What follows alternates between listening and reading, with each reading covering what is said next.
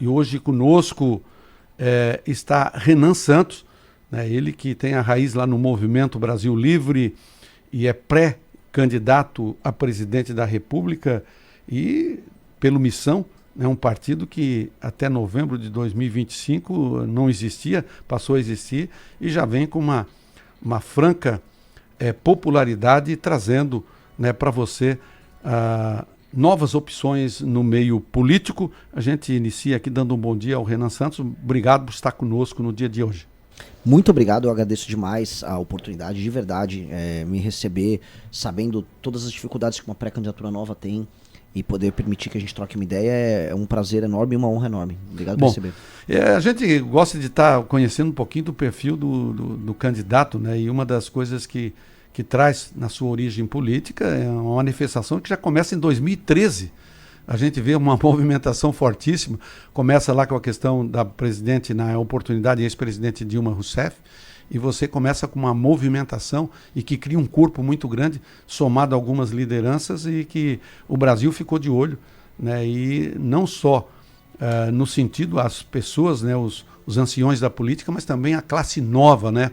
O pessoal mais novo que quer entender um pouquinho de que esse país precisa para poder, né, ter bons dias, porque nada mais importante a gente está trazendo aqui do que o político, o representante da população. Ele tem que ter uma visão para dar qualidade de vida, né, para esse público, né, que é, no caso aqui, esse público mais novo. Isso tu chamou atenção, né? E esse histórico teu já nasce com um endereço, né? Já nasce em direção à transformação para a criação de um novo partido. Tu teve lá um pouquinho nessa trajetória, e depois tu pode estar trazendo os detalhes para nós. Teve uma aproximação num determinado momento com o PL, começou no PSDB, depois PL e veio numa sequência. O que é que te levou, né, o grupo levou a pensar que no país tem que se pensar diferente por uma nova solução? De fato, boa parte do meu trabalho político começa em 2013, quando eu aprendo naquelas manifestações, não era só os 20 centavos, como organizar uma manifestação. Em 14 eu monto o grupo político MBL, junto com Kim Kataguiri e outras pessoas, e a gente toca as manifestações que derrubaram Dilma Rousseff. Eu começo minha atividade partidária, mesmo com a montagem desse partido, que é a Missão, que era, todo mundo duvidava que a gente ia conseguir, né? Olha, o Renan não vai dar certo, o Bolsonaro não conseguiu, você não vai conseguir também. Só que a gente tem uma militância jovem muito poderosa, e as pessoas ajudaram a coletar assinatura em todos os estados do Brasil. A gente bateu o recorde de assinatura coletada, foi o partido que mais coletou assinaturas na história do Brasil. Foi o partido que conseguiu ser montado mais rápido, o único que conseguiu ser montado em todos os estados da federação. A gente bateu todos os recordes possíveis e fizemos isso com pouco dinheiro, mas usando muita tecnologia, que faz parte da nossa mentalidade. Quanto mais tecnologia você põe, menos dinheiro você põe. Então, quanto mais você usa a cabeça, menos você gasta o seu bolso. Então, a gente conseguiu fazer assim um partido. E aí esse partido já rapidamente se coloca no jogo para 2026. O time falou, não, Renan, você tem que ser o candidato à presidência, porque você foi a liderança maior no processo de montagem de partido, e sou uma das lideranças tradicionais do nosso movimento, e tinha já um plano pro Brasil, muito claro. E aí as pessoas falaram, então vambora. E aí eu falei, vambora. E vem sendo uma experiência muito maluca, rodar todos os lugares que a gente tá rodando, ver todos os problemas do Brasil, ver como o Brasil é diferente. Eu tomei um soco agora, que foi ir pro Maranhão e depois ir pra Santa Catarina. São dois lugares completamente diferentes, duas situações completamente diferentes. Como conciliar isso? Aí eu tenho que começar a criar na cabeça soluções e entender, vamos dizer, como resolver cada coisa no Brasil, ela se dá de maneiras completamente distintas. Bom, a gente observa também que nessa linha da criação do Missão, né, que em novembro de 2025 ele toma uma direção, uma referência, mas o partido também que praticamente com um deputado federal, sem tempo de televisão, né, usando só as redes sociais, não é obrigado a participar de debate, não tem nada. Isso não te traz, né, para um chão que de repente vai brigar com os titãs aí? Assim, em termos de estrutura, realmente é bem desproporcional. Eles são bem maiores do que a gente. Mas a gente tem que compensar com o trabalho. Então, um exemplo que a gente estava levantando, o Flávio Bolsonaro vai vir aqui para Santa Catarina, ele vai fazer um evento em Florianópolis. Eu vim de carro, fui para Chapecó, fui para Fronteira, lá em Paraíso, aí vou de carro de Chapecó, vou indo até o meio do estado, vou parar em Lages, Lages, eu vou pra Serra, desço, vou parar em Criciúma, agora venho pra cá. E é isso, assim, eu vou me dedicar mais a visitar as cidades, eu vou compensar a falta de dinheiro com trabalho. Tem hora que, assim, a única coisa que vai compensar é trabalhar mais que os outros. Bom, isso já dá para perceber porque tu tivesse uma participação no Recife, e ela foi decisiva, tivesse umas manifestações, eu acompanhei pelas redes sociais, né, e a forma como tu está implantando o trabalho, tu acabou de dizer aqui que é uma realidade diferente aqui para o Sul, mas a gente observa que tu tivesse lá nas favelas, tu estivesse visitando a raiz, né? Isso. E já trazendo nessa visita algumas soluções que poderiam ser criadas para tirar aquele pessoal daquela realidade. Né? Exatamente. Assim, eu não vou ficar fazendo apenas videozinhos engraçados ou polêmica vazia. Quando eu vou e falo de um problema, por exemplo, tá ali do lado de Recife, em Jabotão das Guararapes. Cidade muito favelizada do lado de Recife, muito favelizada. Eu visitei uma favela que é uma das coisas mais tristes que eu vi na minha vida. Um cheiro horrível, tinha um córrego com o corpo de um cavalo morto e o esgoto a céu aberto. É uma mistura de cheiro de esgoto com cheiro de bicho podre. E famílias cozinhando ao lado. Aí você vê, a gente fala, vou gravar um vídeo sobre o problema, vou entrevistar as pessoas e vou trazer uma solução. E aí a gente fala, ter um projeto de desfavelização é a única maneira de levar dignidade para as pessoas mais pobres no Brasil. Isso é nítido. Paralelamente, a gente vai para o interior do Rio Grande do Norte e a gente vê coisas interessantes. Ao mesmo tempo tem a pobreza, tem parques eólicos enormes de energia eólica, parque de energia solar. Fala, pô, o Rio Grande do Norte tem uma chance grande de sair desse ciclo de pobreza. Aí a gente vai para o Maranhão, meu Deus, a terra é maravilhosa, Maranhão. Ótima para plantar. Mas, enfim, é o estado mais pobre que existe. Né, a elite do Maranhão, a pior elite que tem. Então, o problema do Maranhão é outro, um problema essencialmente político. Foi uma gauchada de uns catarinenses pra lá. Eu sei que a rádio aqui chega no Rio Grande do Sul. Foi uma gauchada lá trabalhar. A parte melhor do estado é a parte que os gaúchos e os catarinenses, uns paranaenses invadiram ali, pegaram, montaram fazenda, desenvolveram o agro. Mas mesmo as cidades deles são cidades muito ruins. Porque você ainda tem a classe política maranhense local, que é uma classe política parasitária, vagabunda. Então temos um problema político para resolver no Maranhão, que é essencialmente político ali. Inclusive o Maranhão não combina com as do Nordeste, tá? Terra muito boa, muita umidade, muita água. Ali se deixar na mão... Se der uns catarinenses, uns gaúchos pra cuidar lá, e os políticos maranhenses saírem de lá, o Maranhão vira um lugar bom em 10 anos. Mas o problema é que, assim, é pior receber uma bomba atômica do que ser administrado por um político do Maranhão. Então, cada lugar um problema e cada lugar uma solução. Bom, a questão teve a janela partidária até 4 de abril. Hoje o Missão tem um único deputado, o Kim, de São Paulo. Sim. Não houve conversação com outros lideranças, né, que tivesse o perfil para poder estar no Missão? Vários vieram falar conosco. Só que o método que eles querem ter de aproximação é um método que não tem nada a ver com o que a gente faz. A gente só conseguiu montar um partido porque a gente tinha uma proposta de Brasil. A gente tem um livro que chama Livro Amarelo, que é o nosso livro de propostas. A gente tem equipe de pesquisadores voluntários na casa das centenas de pessoas. Temos lives diárias em que a gente discute os problemas do Brasil. Não dá pra eu pegar, fazer todas essas discussões e botar um político genérico. Esses políticos genéricos vêm, batem a porta, fazem: tudo bom? É o seguinte, eu quero vir pro partido, mas eu preciso que vocês me deem um diretório estadual. Eu não vou dar um diretório estadual. Se eu, por exemplo, me pedir o diretório estadual de Goiás. Em Goiás eu tive vários meninos, 18, 20 anos, que gastaram, assim, 1 ano e meio de trabalho coletando assinatura. Aí eles vão fazer todo esse trabalho pra vir um politicão e falar: agora eu sou teu chefe. Eu não vou fazer isso com eles. Então eu vou ter que dar a chance pra essa molecada, pra essa juventude se amadurecer, crescer, virar liderança. É o que eu tô fazendo aqui em Santa Catarina. É uma meninada boa que tá trabalhando, ótimas pessoas. Já temos um vereador ali de Joinville.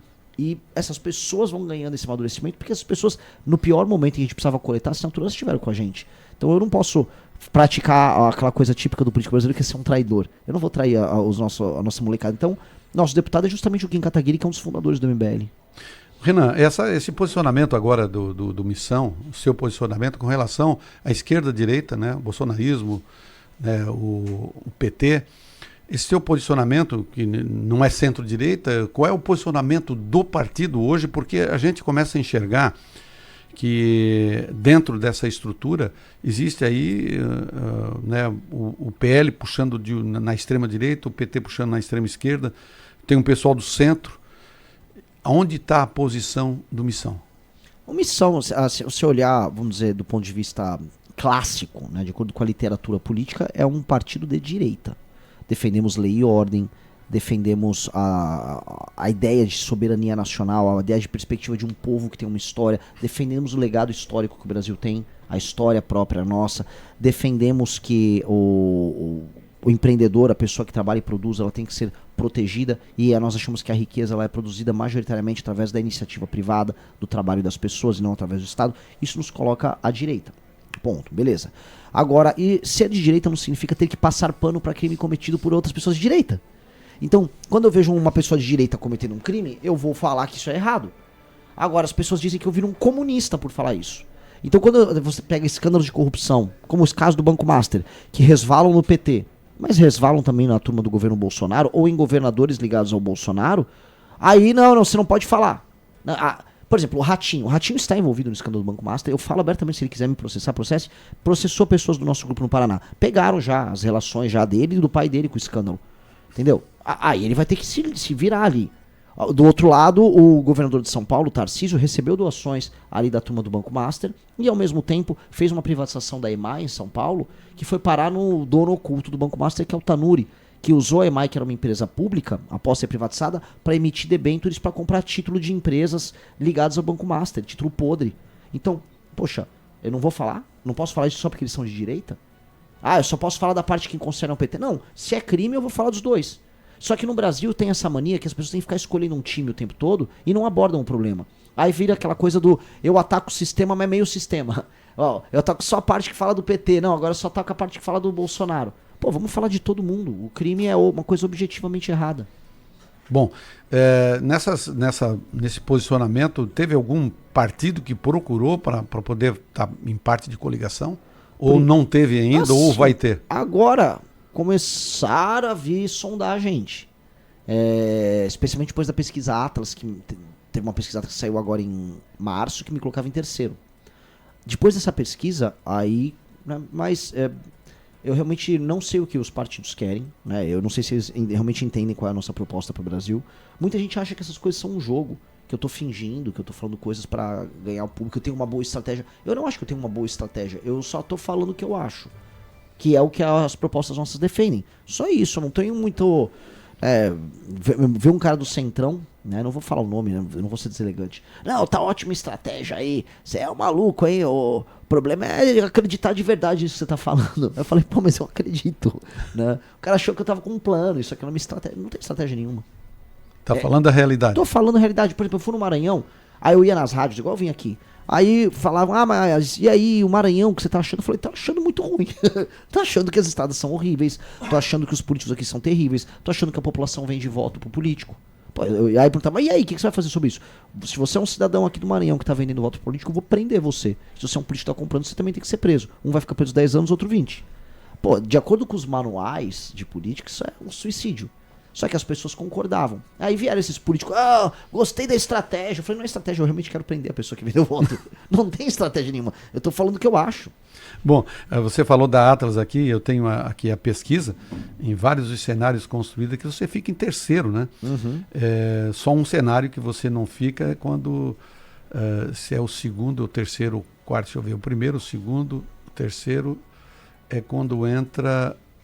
o Tarcísio. Isso. Mas é um cenário que não vai acontecer, né? Então, desses 5 aqui, você aparece todo ele em terceiro. Entre 4,5% e 5%, 5 e alguma coisa também, 4,6% e aí por diante. Isso, depois olhando um pouquinho mais a pesquisa, fui dar uma olhada, tem um público numa faixa de idade dos 16 anos até os 25 anos, que você tem um número altíssimo, né, relacionado aos demais pré-candidatos que estão na frente, lá no caso do Lula e do Flávio Bolsonaro. Isso é o quê? Um trabalho que tu tens na rede social ou tu tens uma linguagem ou contato nesse público? Qual é o segredo disso? Claro, você não vai estar passando o segredo, mas como é que você consegue chegar nessa faixa de idade? Mais ou menos na resposta anterior, não é uma estratégia. Eu acho que o que eu falo, se meu finado avô continuasse me ouvindo, ele concordaria tudo. Meu avô, ele tinha 90 e poucos anos e assistia diariamente os nossos conteúdos e gostava. A questão é que ele era uma minoria. E talvez a gente tenha uma forma que dialoga muito bem com os mais jovens, mas a gente tem propostas que os mais jovens consideram muito interessantes. E é parte do processo. Não existe uma estratégia por trás, mas o que a gente sabe é o seguinte: naturalmente as pessoas mais jovens são mais abertas às novas tendências. As novas modas, as novas tecnologias sempre começam com os mais jovens. Então, naturalmente, como as nossas ideias são novas, ela começa a ressoar entre os mais novos e depois as pessoas descobrem. E eu acho que é isso que vai acontecer. Tanto que eu tenho o maior desconhecimento, né, de todos os candidatos, todos os pré-candidatos. Eu sou mais conhecido de longe. E isso faz com que, quando a gente olha, os mais jovens me conhecem e minha taxa de votação com eles é altíssima. E já minha taxa de votação entre os mais velhos é bem menor, porque eu sou desconhecido. No momento que eu fico conhecido, eu ajusto essa taxa. E aí eu cresço muito. Só para ter uma noção dos números aqui, na faixa de idade dos 16 aos 24 anos, tu chega com 24,7.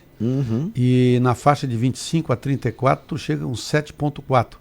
E depois vai caindo. Exato. Né? De 35 a 44, tu fica com 1,4. Então, somando aí dos 16 aos 44 anos, tu tens assim uma fatia razoável, bem menor, né, entre 35 e 44 anos. Eu observei também o seu público, né? O masculino muito é mais forte do que o feminino, né? E o outro fato que me chamou a atenção também é dentro da religião, do evangélico, que você tem também um número muito significativo também. Muito mais evangélico do que católico. Pois é, isso é o quê? A sua forma de projetar as ideias, de poder estar compartilhando com as pessoas, fazendo o que você está fazendo agora, indo lá na raiz, discutir os problemas. O que é que isso te leva? Entre os evangélicos, eu acho que, enfim, a família do meu pai, a família dos meus avós paternos, eles eram da congregação cristã.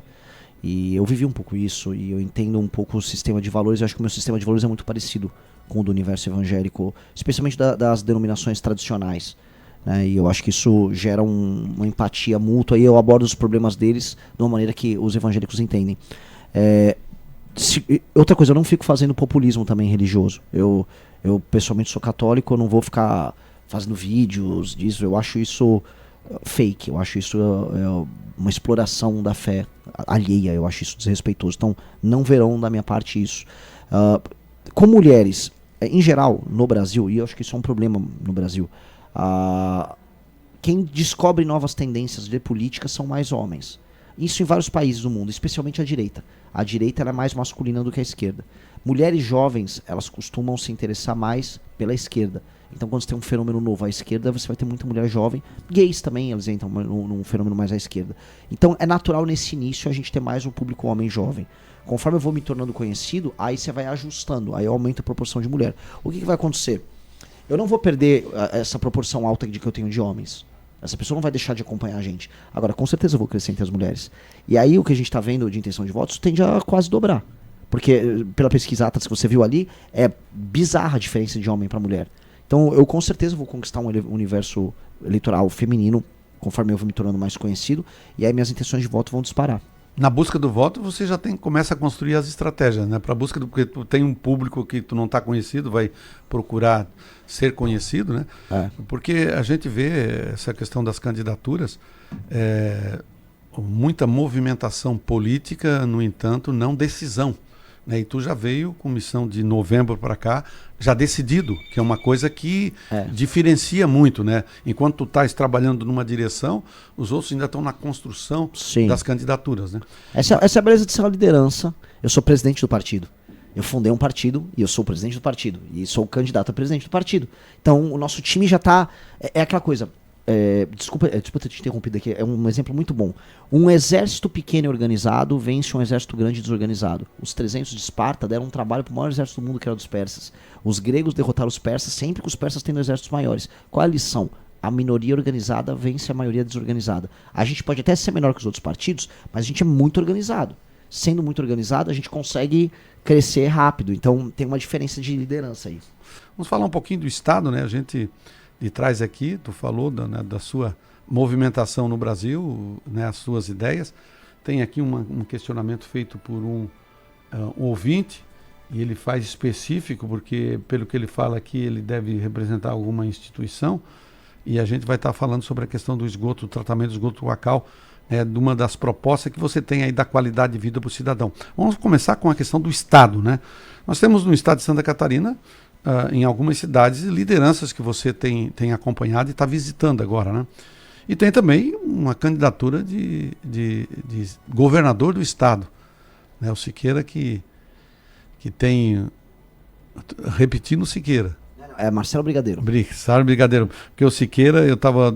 É uma outra entrevista que a gente tem e eu estou aqui confundindo. Desculpas aí. Eu me confundo o tempo todo. Nomes, eu sou péssimo nome. Mas o Brigadeiro, que é um dos pré-candidatos ao governo do estado aqui em Santa Catarina, também começa com os números quase que dentro daquela sua leitura, ele começa a pegar um engajamento ali naquele seu público, né? Exatamente, ele apareceu bem nas pesquisas aqui para o governo. Tem uma pesquisa legal, depois dá até para checar, ela saiu numa pesquisa da Atlas feita em Joinville. Em Joinville eu tô com 13,7 para presidente, ele tá com 12 ponto alguma coisa para governador. Então, nos polos urbanos, realmente as nossas intenções de voto sobem muito. Por isso que, inclusive, fui rodar agora o interior para aumentar nosso conhecimento no interior do estado e também aqui no litoral sul. Né, em rádios, conversar com as pessoas, fazer eventos, fazer encontros, porque isso diminui o nosso desconhecimento junto a um público que não está nesses grandes polos. E o trabalho que a gente está fazendo em Santa Catarina, ele é muito bom, porque haviam avisado para mim assim, Renan, nem adianta ir para Santa Catarina, que lá todo mundo é Bolsonaro. Assim como me falaram, nem vá para Lagoas, para o Maranhão, que todo mundo é Lula. Aí eu falei, é para lá que eu vou. É para lá que eu vou. Então eu fui para o Maranhão, e aí fui lá. E aí até saiu uma matéria no Metrópolis avisando que o PT estava preocupado que eu estava roubando o eleitorado jovem dele. E agora eu vim para Santa Catarina e estou fazendo a mesma coisa com o Flávio Bolsonaro. Sabe por quê? Porque a gente tem que tirar as pessoas da ilusão e da ignorância e mostrar para elas que existem alternativas, que os problemas que afligem a vida delas, eles têm soluções objetivas. E não eu tenho que ficar torcendo, eu tô no Maranhão, eu sou Lula para sempre. Por que ser Lula para sempre no Maranhão? Quem disse que o Lula é bom pro Maranhão? A vida no Maranhão é uma desgraça. Tem coisa pior do que viver no Maranhão. Digo com toda tranquilidade, as pessoas que vivem no Maranhão são tratadas igual animais lá. E aqui em Santa Catarina, a vida é muito melhor. A vida é melhor. Só que vocês têm desafios específicos. O Pacto Federativo retira muito dinheiro do catarinense, manda para Brasília e vocês não recebem nada de volta. Quer um exemplo disso? Essa estatística que os nossos pré-candidatos aqui levantaram é assustadora. O valor que Santa Catarina manda para Brasília é 47 vezes maior o que vocês precisam para resolver os gargalos de infraestrutura no estado. Ou seja, todo ano vocês mandam um valor que, se ficasse um valor decente para vocês aqui, estradas, ferrovias, a parte de infraestrutura básica estava resolvida. Só que não, vocês ficam com estradas assim, de mão dupla, estrada esburacada, como eu peguei na região oeste, que não condiz com o tamanho e a pujança do estado de Santa Catarina. Que hoje é um dos estados que está pagando a conta, assim, com força no Brasil. É um estado que gera arrecadação, é um estado de gente muito trabalhadora. Como resolver isso? Como conciliar isso? Porque aí eu vou para outros estados, eu também vou visitar estados do norte, em que os prefeitos recebem muito dinheiro, não tem nenhum compromisso em melhorar a vida das pessoas, mas o dinheiro veio de outro lugar. Veio lá de São Paulo, de onde eu vim, veio lá de Minas, especialmente do sul de Minas, que é muito trabalhador, veio do Paraná, veio daqui de Santa Catarina. Pô, tá errado isso.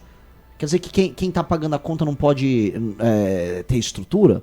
Não pode, tem que sempre ficar com o estado esburacado? Então, esse entendimento é muito importante. E tem um outro entendimento que é muito importante, a gente precisa colocar aqui. O catarinense não é reconhecido pelo Brasil como parte do Brasil.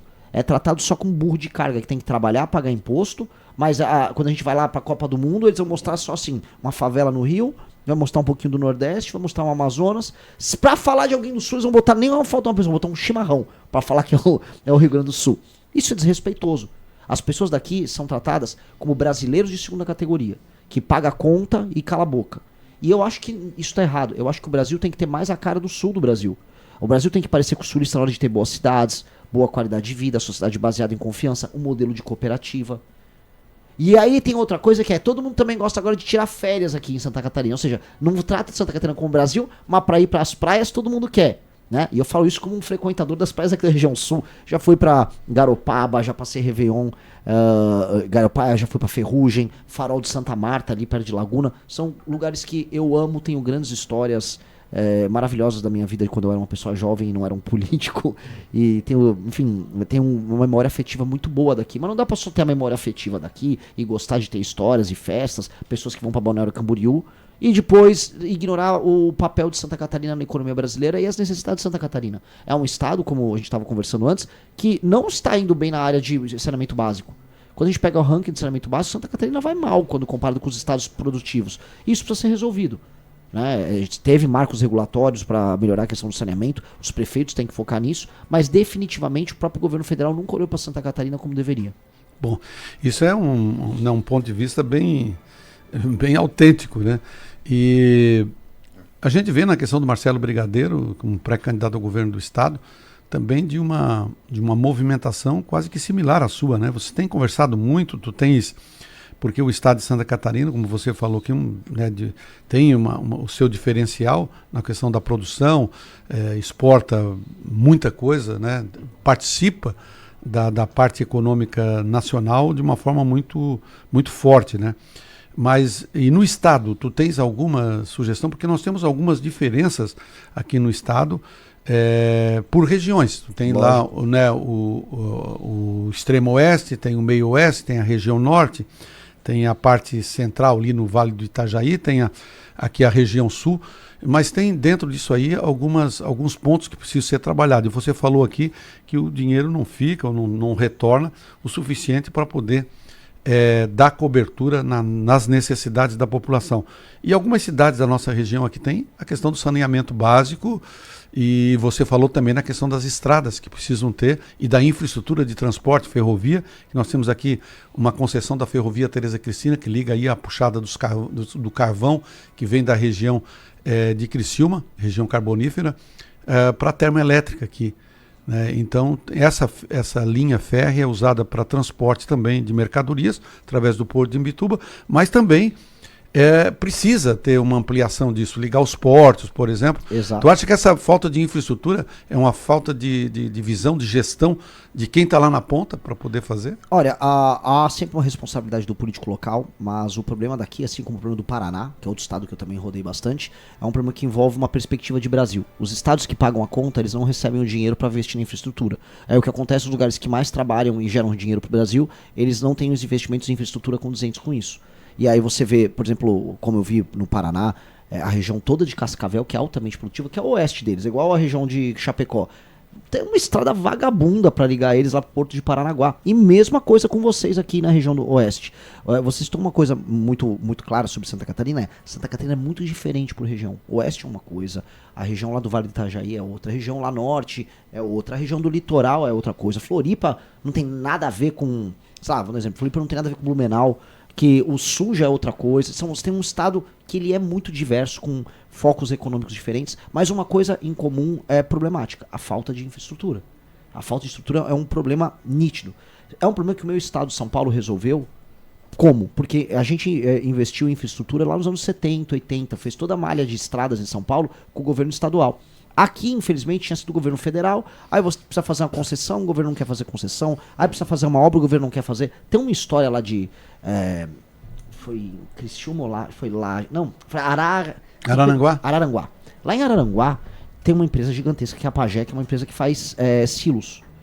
Uma empresa enorme, acho que uma das empresas que mais fazem silos. Em Santa Catarina tem uma estrutura de silos bem grande por causa do agro. Pois bem, ela está pensando em ir embora, porque alaga a região em que ela fica. E ela gera milhares de empregos, gera renda real para a cidade. Para fazer a obra, para não ter mais alagamento, a prefeitura tem o dinheiro. Mas o DENIT, que é um departamento federal, ligado à área de estradas e rodagens, o DENIT não faz a obra. Então, não é nem que o governo não tem o dinheiro, o governo federal não liga. Ele tá pouco se lixando. Aí aquela fábrica pode sair de uma cidade, gerar desemprego, mudar a qualidade da vida das pessoas, porque o governo federal não liga. E esse elemento do governo federal não ligar para os problemas dos estados que pagam a conta, me dá ódio. Ódio. Eu vou dar um exemplo. Não é que no governo federal não tinha que fazer isso. Tinha. Mas caiu uma ponte entre Tocantins e Maranhão. Até saiu os vídeos lá. O governo federal correu e refez uma ponte. Correu. No mesmo ano. Tum. Fez uma ponte rapidinho. Eu fui visitar a ponte. Agora, olha lá. A gente olha. Aquela ponte foi construída originalmente em 1959. O governo Tocantins, o governo do Maranhão... O Tocantins nem existia, né? Mas o governo do Maranhão nunca se preocupou em fazer a manutenção da ponte. Por mais de 50 anos. Aí a ponte cai, um monte de gente morre, e aí o governo federal tem que correr e fazer obra lá. Agora a obra pra vocês não faz?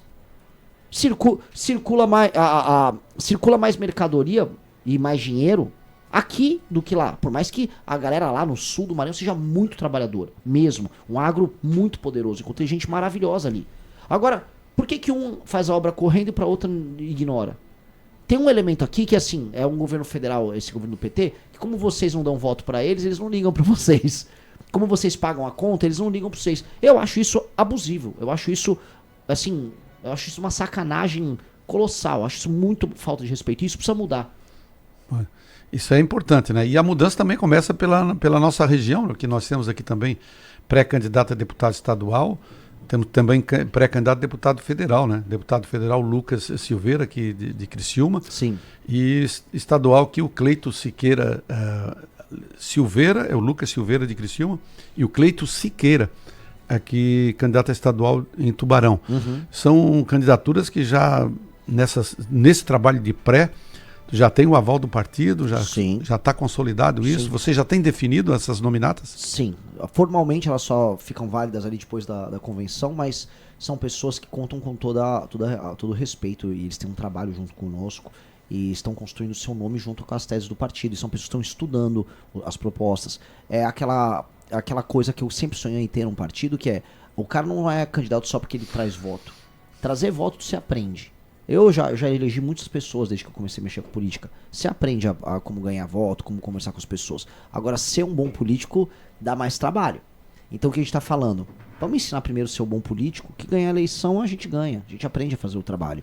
E essas pessoas estão muito focadas em serem boas lideranças, em estudarem os temas, em saber abordar os problemas. E isso vai criar algo que eu acho fundamental, uma elite de bons políticos. O que eu quero criar com o nosso partido é, os melhores políticos do Brasil serão sempre os nossos. E as pessoas sabem assim, eu vou votar na legenda do partido porque eu sei que quem estiver lá vai ser bom para a causa. E eu acho que isso vai acontecer e eu estou bem animado com isso. Bom, só para a gente findar, já estamos estourando o horário aqui, quais são as suas principais bandeiras nessa tua pré-candidatura? Que tu está trabalhando para consolidar após a convenção partidária? Vamos lá. Qual é o meu objetivo? Eu quero que o Brasil, em 30 anos, seja uma das 5 nações mais poderosas do mundo. E para eu tornar o Brasil uma das 5 nações mais poderosas do mundo, eu tenho que resolver a questão econômica do Brasil, ou seja, o Brasil gasta mal e gasta mal demais e gasta muito, e tem que fazer os gastos serem racionais, portanto as despesas têm que ser cuidadas. Eu tenho que recuperar o território brasileiro que está na mão do crime organizado, eu tenho que impor lei e ordem no Brasil. O Brasil está todo esculhambado, é um país em que as cidades são pichadas, em que as ruas as pessoas jogam lixo no chão, em que qualquer um faz um favela em qualquer lugar, em que tem esgoto a céu aberto. Eu tenho que criar lei e ordem, a gente tem que ter disciplina de lei e ordem no Brasil, eu tenho que eliminar as facções criminosas no Brasil, eu tenho que ter uma agenda de competitividade com uma legislação que torne o país apto a receber investimentos de longo prazo, investimentos produtivos. Eu tenho que reindustrializar o Brasil, eu tenho que pegar as regiões pouco produtivas do Brasil, especialmente na região norte e nordeste, e tornar produtiva para eles pagarem também a conta do Estado brasileiro, e aí o fardo ficar mais leve para carregar para todo mundo. Se eu aumento a arrecadação no Piauí, no Rio Grande do Norte, na Paraíba, em Pernambuco, eu posso diminuir a arrecadação em São Paulo, em Santa Catarina, e aí eu tiro um pouco do peso no lombo da galera daqui, que é muito imposto que está todo mundo pagando. Então, ao fazer isso, eu torno o Brasil equilibrado, e aí sim eu posso fazer o país ser grande, com um país de dimensões imperiais, tá? Um Brasil de dimensões territoriais que possam fazer com que ele se projete para o mundo para ser uma das 5 maiores nações do mundo. Nós nascemos para ser isso, e eu quero que as pessoas que estão nos ouvindo, no seu período de vida, vejam o seu país com o seu presidente da República sentado com o presidente dos Estados Unidos, da Índia, da Rússia, da China, discutindo como a gente vai conquistar outros planetas, que essa discussão está vindo, como nós vamos domar a inteligência artificial, como nós vamos usar a tecnologia para o bem das pessoas. E o Brasil tem toda a condição de ser uma dessas 5 nações.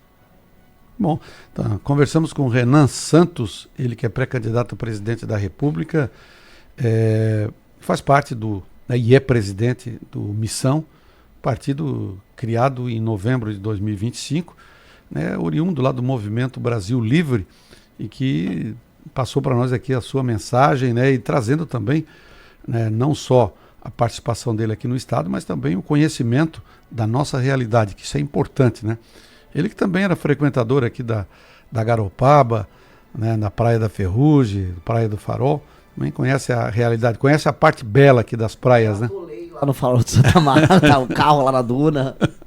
Isso é importante, Então agradecemos ao Renan dos Santos e deixamos aí os microfones da Rádio Litoral à sua disposição para as considerações finais. Olha, novamente, é uma região que eu tenho um vínculo emocional muito grande. Boa parte dos melhores momentos da minha vida eu passei nessa região litorânea. aqui do sul do estado, e apenas desejo que vocês vivam, ganhem dinheiro, não sejam assaltados, mantenham a qualidade de vida que vocês têm, mantenham as boas praias que vocês têm, mantenham as boas cidades que vocês têm, as boas atividades econômicas, e que sobre dinheiro no final do mês no bolso de vocês, não sejam roubados por impostos, e que saibam que o Brasil tem orgulho de pessoas como vocês. Que o Brasil hoje que nega o catarinense é o Brasil, no fundo, que escolhe seus vícios como se fossem virtudes, que aceita a favelização como sua característica. E não, o Brasil tem que ser mais Santa Catarina e menos favela. É isso que eu aviso e quero contar com vocês nessa missão. Muito obrigado.